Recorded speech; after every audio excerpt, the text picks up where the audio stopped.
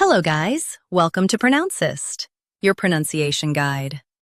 Today we will learn how to pronounce the word shown on the screen. Ecclesiastical. Both US and UK have the same pronunciation of this word. Stress cle. Keep Z clear and soften the ending stuckle.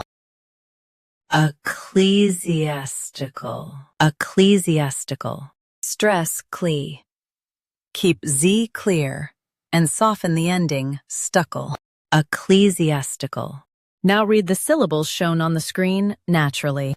Ecclesiastical. Stress cle. Keep Z clear and soften the ending stuckle.